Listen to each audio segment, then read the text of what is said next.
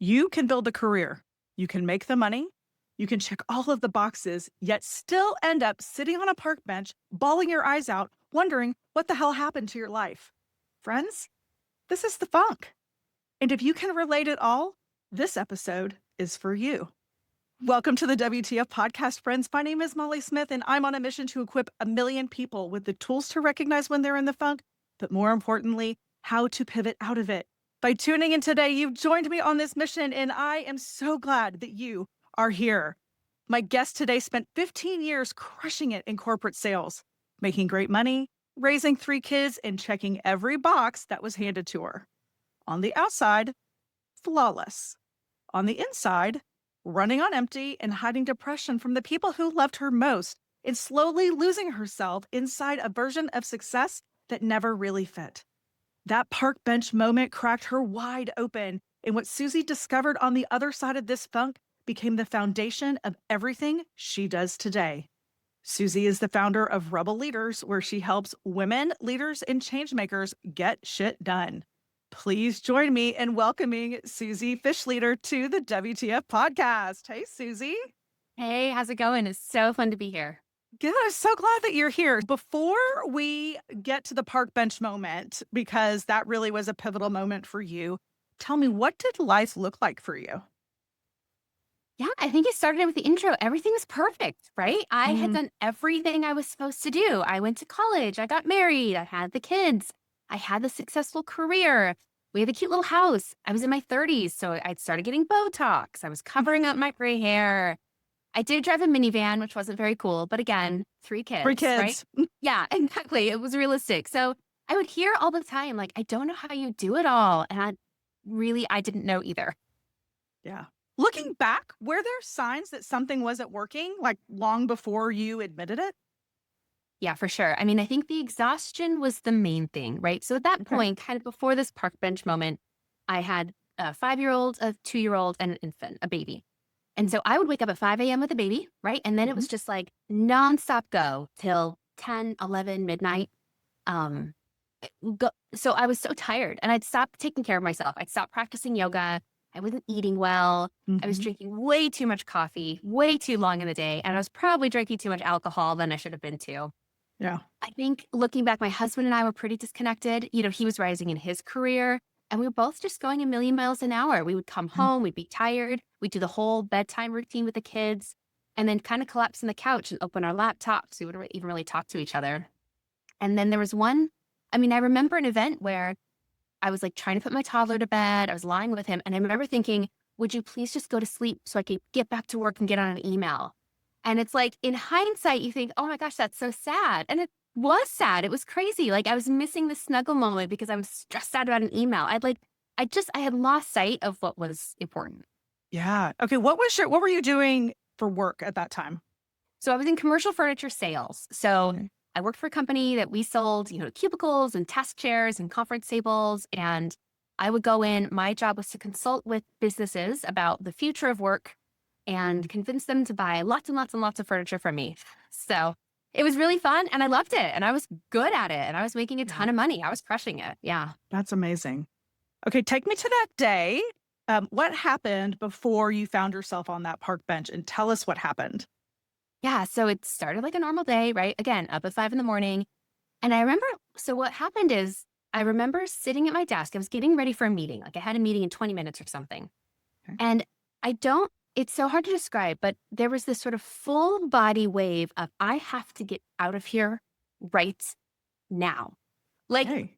a leopard was chasing me or something. So I sort of turned to my colleague and I kind of mumbled, I'm like, I'm going to go for a walk. And I got up and I like tripped over myself and I ran out of there. I left my phone, I left my purse. And I'm kind of like walking down the sidewalk and like tears are falling down my face. Not like I'm actually crying, like leaking, like water is coming out of my eyes. And I basically just stumbled into this park and I found a bench and I sat down and it just like full body sobs, crying, the ugly crying, not the cute, Yeah. pretty movie cry. Yes. Like Correct. the Yes. snot and the red blotchy face. And I was probably breaking like blood vessels in my eyes, totally wrecked. And in the middle of it, this homeless man walks by and I didn't even notice him at first. And he goes, "Are you okay, miss?" And I am like in the middle of it. And I'm just sort of nodding at him, wiping snot away. And he's like, it'll be okay. You just keep your chin up. And it was just, at the moment, I didn't really think about it. But later that day, I kind of thought about, wow, how is it that this man who supposedly has nothing, right? Like he can look by and in that moment, he has like more calm and more composure and more serenity than I did. And, for the rest of that day, I made it back to work. I had totally missed my meeting. I just kind of finished the day in the haze and then, drove home and got lost in the bedtime again. Okay, tell me though, the tears were leaking from your eyes. Did you know where they were coming from? I mean, it sounds like maybe exhaustion, but what else was behind that? I think what was really behind that, and I didn't have the language for it in the moment. I think in the moment I tried to say to myself, you're just working too hard. You're so tired. You're so overwhelmed. Maybe this is burnout, right? I didn't really at that moment put together that I was living my life totally out of alignment and checking all the wrong boxes, but a lot of the wrong boxes. Yeah. Sure. Yeah. Okay. Yeah. So and I've used that phrase as well, living out of alignment. But that phraseology, if you will, didn't come until I had some hindsight. That's right. If that makes sense. Total But sense. I wouldn't have even used those words. I wouldn't have been like, oh man, I must be living my life out of no. alignment. It was like Yeah. everything effing sucks and I'm tired and I'm just overwhelmed and it hurts and I don't know what's wrong. But I know that this isn't right. Yeah. Because were you raised with this go to college, get married, 2.3 kids, the house, the job, all of the things? So like all of the things society told you were the pillars of success you had. 100%. 100%. Mhm. And I was your good girl, straight A, didn't cause much trouble, a delight to have in class, Yeah. oldest daughter. Yeah. And again, this language came later, but really realizing that I had lived my life up to that point with sort of measuring my success against a lot of external validation. Ugh. People telling me, great job, the gold star, the straight A, the big commission check, right? These external measures of like, you're doing what you're supposed to be doing. There was no internal measure of that because I hadn't even stopped to ask myself, what do I actually even want out of life? I just was doing what I was supposed to do. Yeah. I mean, we live in such a performative society. Yeah. Right? Even just like with little kids, it's like you pick up your toys and you put them in the toy box or you clean up your room or you brush your teeth or whatever it is, and you're praised for that. So, and it's just the way we're built in. And I've never really thought about that just until recently, where it's like my worth and validation had always been tied to things outside of me. Sounds like same for you. And just it's how we operate. And then, think about the time. So my first child was born in 2009. And I opened up an Instagram account that first year. So you have this early motherhood against this backdrop of like the Instagram veneer of perfection. And again, and the time you didn't really realize what was going on. You just opened up Instagram and everybody else, their kids were eating organic vegetables. They were going on amazing vacation. Like their house was spotless. Everybody had prettier kitchens than I did. And I'm like, now looking back, you realize everybody was faking it. We were all just doing the best we can. But in the moment, like it really was damaging for young moms at the time. And I think we certainly didn't give ourselves enough grace. So when you say performative, it was the first sort of social experiment of mothers literally performing for an online audience. Yes. And that comparative reality, Oh which my God. is amplified when you throw social media, not just the mom's group or the kids in the neighborhood and their parents. It's now you've got the yardstick of social media. And back then, there wasn't a whole lot of talk about authenticity in No. social media like there is now. And I think there Yeah. still is certainly some performative influencers and stuff out there, but there's a whole lot more touting and speaking about authenticity and so forth. But even just back then, it's like you said, the organic food and the mommy and me and all of the sports and the academics and all of the things like early on that And I think women measure and themselves by. And as we're talking, it's really coming to me how much I think that played into that led to this moment because I felt then that pressure So I would stage the kid, not stage them, but we'd be at a park and I'd be like, oh my gosh, this is a perfect picture. Look at how happy they are. I'd snap the picture. And then I'd spend 5 minutes applying a filter. Remember all those filters we used to do? Applying a filter to make it look like an old Polaroid and then uploading Yeah. it. And I'm like missing the park date so that I could show all of my friends and family how perfect my family was. In the Right. meantime, my like daughter's eating sand. My son is fighting with somebody else. Like, fuck, the one Yeah. snapshot that I took was not the real life. And so Right. there was that extra pressure of like showing up that we now have the language and can now recognize how hard that was. But at the time, it was just what we were doing. Yeah. Okay. So that evening, Yep. after the park bench, finished the day in the haze, you go home. What happened? Nothing. Be- Okay. Nothing at first. Nothing at first. I Yeah. think because I had gotten so used to this, I'm just going to push it all down. I'm going to stay on top of things. I'm not going to crap. Yes. I'm gonna be the good girl. I'm going to get a straight A at motherhood. I'm going to get a gold star. Everything's going to be fine. Damn it. So I didn't want to show any cracks, even to my husband, even to my Yeah. family, right? So at first, nothing really changed. Over the next few, months, Yeah. I started opening up to my husband more. I'm really stressed. I'm really tired. Things are hard. And he would see it. It's not like he was blind to it. He would see that I was up on my laptop working till midnight and missing out on family dinners, things like that. Yes. So we started having these conversations about what needs to change because it did feel like we were kind of trapped a little bit. We'd sort of built this world. Again, we built what we were supposed to build and we couldn't really Yes. see a way out. Yes. I think that is so very common. I think it's so very common because we build what we think that we want without actually tapping in and figuring out, okay, who am I and what do I want in this life? And then you're stuck by the trappings of what you've created. So you Okay. guys started a dialogue about that over the following months. We Okay. did. Yep, we started dialogue and I started therapy. We started couples counseling to like regain our communication and our trust and like open and honest communication. Yes. And then I started seeing a therapist myself because like again, I was not okay. Things were not Yeah. good. Yeah. Yeah. Okay. And then at what point did you relocate? Because I know you Yep. relocated and that created a geographic barrier to the life that you had before. This is really interesting with the second phase, and I love the concept of what the funk and this idea of getting yourself out of the funk, and also recognizing it's not like a linear journey out of it. Right? It wasn't a No, straight line down, and it's not a straight line out. correct. So we'd spent a few months talking, and it was getting clear something was going to have to change. And then his company offered him a promotion if we moved to Indiana. We were living in Arizona at the time.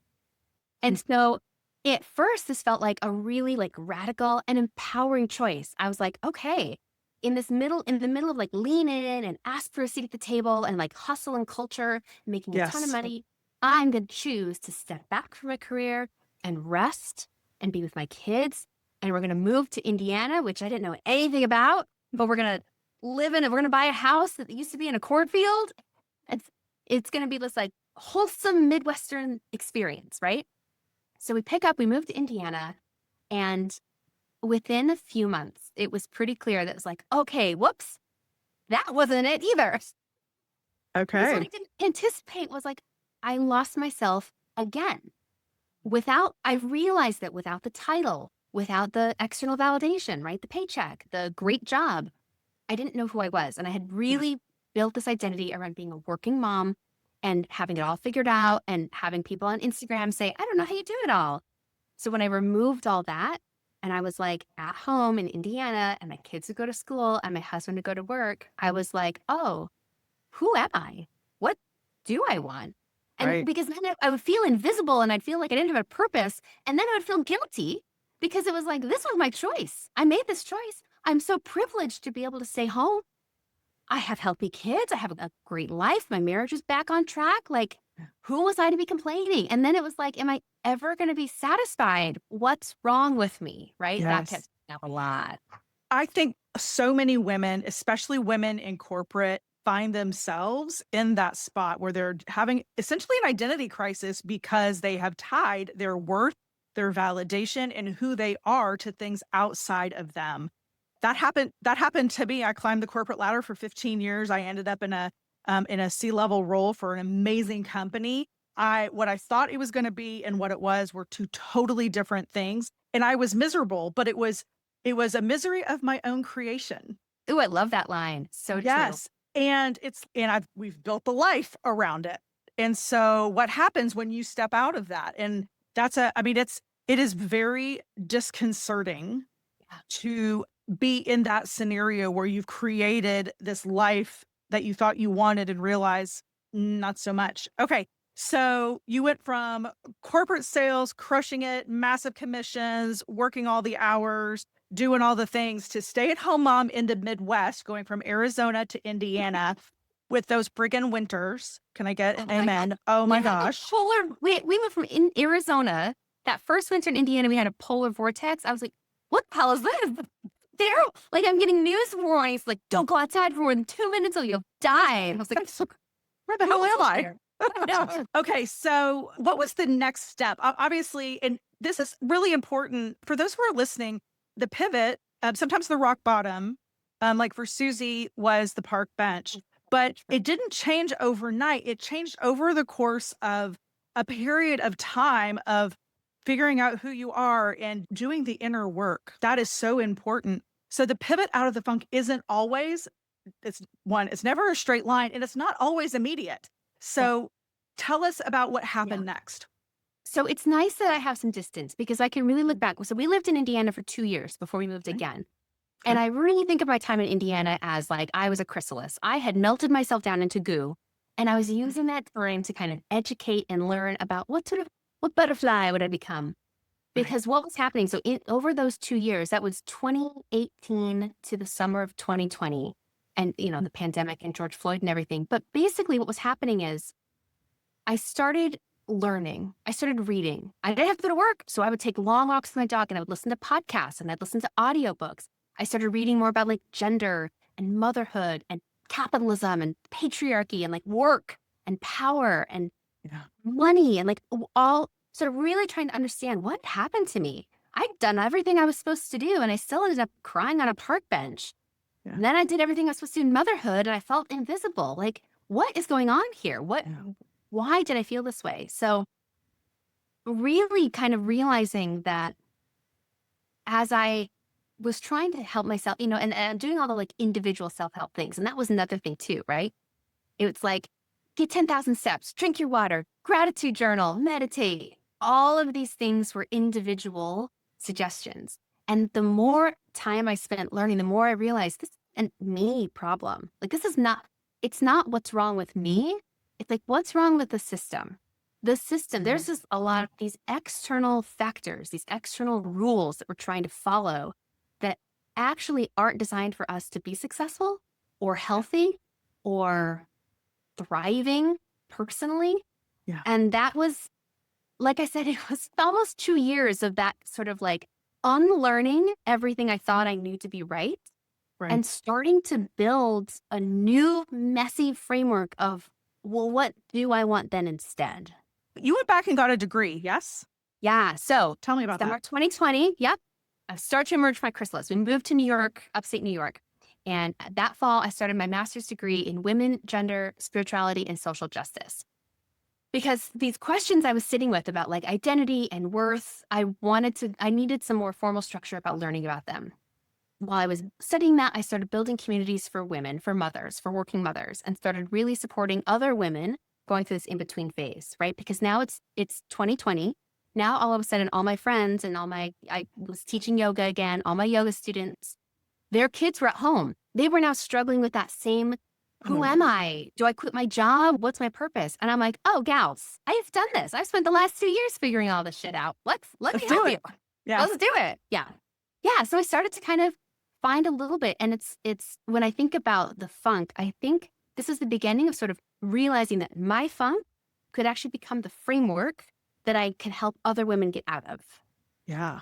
Okay. And so is that how Rebel Leaders came to be? How did you come up with that? First of all, I love the name, number one. But how did that come about? Yep. So I'm going through all this research and I'm realizing, I spent all my life trying to follow the rules. I checked all the boxes. I started to think I'm going to write my own rules. Maybe I be a little bit of a rebel. And I started a podcast called Rebel Mothers. And this was at the end of my master's degree where I was really studying maternal identity and maternal activism. So Rebel Mothers was a really fun project to kind of encapsulate everything I'd learned about motherhood and about breaking the rules of motherhood as a path to self-liberation, that kind of thing. So Rebel Mothers lasted for a year. And in that time, I started coaching more and more women and more people, started talking to leadership, and really going upstream a little bit to realize, again, there's only so much I can help an individual woman through one-on-one coaching. Mm-hmm. We really need systemic change. We need companies to support mothers. We need policy that supports mothers. So I kind of pivoted I got my leadership coaching certification and kept the rebel because I really wanted to be that rebel and really live into this identity after a whole life being the good girl, moving into what is a rebel leader. So that's where Rebel Leaders came from. And and I love. Okay, so you do one-on-one coaching with women who are in that kind of in-between phase. Do you also do work with businesses as well? I do. Yep. So I Okay. also work with organizations, and that's where we do kind of the more traditional leadership development, but I bring in sort of an embodied intelligence to it. I think back to that moment, when my body was telling me, you have to get out of here right now. You're done. You are done. And your body knows. And I'm sure you heard this from a lot of different guests, but Yes. your body knows, and your body does not give a F about your meeting 100%. 100%. So Totally really true. bringing that embodied intelligence into the work that I'm doing. And then also bringing the systems awareness, right? Understanding that we operate in under capitalism, under patriarchy, with racism. We have multiple layers of identities to us. And I think a lot of traditional leadership coaching doesn't ignore that, but doesn't really want to talk about it. Let's just work on building resilience and improving communication. It's that's fine, but communication looks very differently for different people. Let's talk a little bit about a client who you worked with who took some of that advice, some of that with that kind of stickiness. I would love to hear a little bit about that. Yeah, I think thinking of a client I had, she was a director in a nonprofit. She had one young child and had felt like she didn't earn her role, was really struggling with this idea of maybe I faked my way here. A lot of that imposter syndrome. Right? Yeah. They're gonna figure out that I don't actually belong in this position. How did I get here? Right. So we worked a lot on that, because she came to me saying, I need more confidence. And I really realizing and uncovering, it's not confidence. It's this feeling of I don't belong. But then also more than that, is this even what I want? Is this the life that I wanted? Or is maybe this sort of feeling like I don't belong because I'm living a version of success that wasn't what I wanted to do? So we worked through a lot of that stuff. And she eventually went on to negotiate remote work. She was questioning, do I leave my job? Do I do this or that? Fully remote. And so she's able to travel with her family. She spent the summer in Europe working and being a mom and having cappuccino and gelato. That's amazing. And I know she's a great success story of really realizing, not only do I belong, I actually even have the ability to advocate for myself and for the life that I want to create. Yeah. Yes, I love that.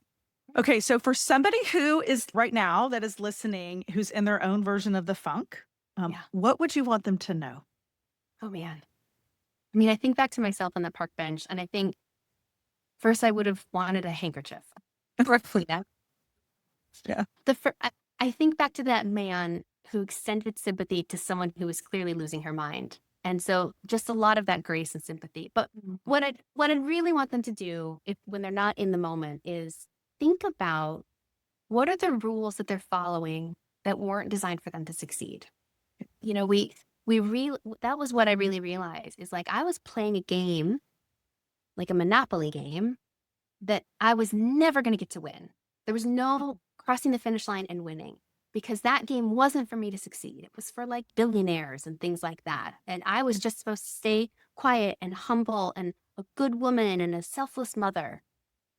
And what I advise clients to do to kind of there's a little trigger that I help is listening for the shoulds. Whenever you hear yourself say, I should get a bigger house. It's well, if you get a bigger house, then you have a more expensive mortgage and then you are really stuck in a job, right? Or I should probably go to my great aunt's birthday across the country.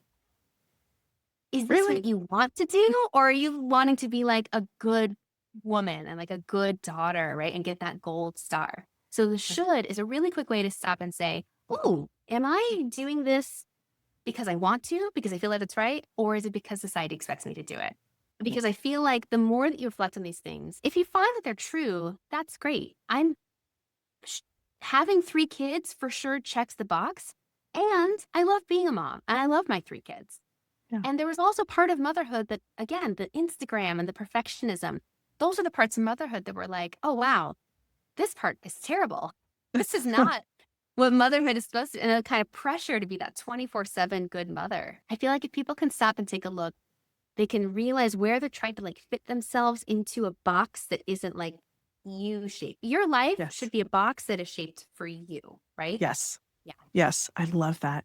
Susie, thank you so much for sharing your journey out of the funk with us. Friends, if this episode resonated with you, please consider sharing it with someone in your life who could benefit from hearing Susie's story. And as always, be sure to subscribe on whatever platform you're listening or watching on.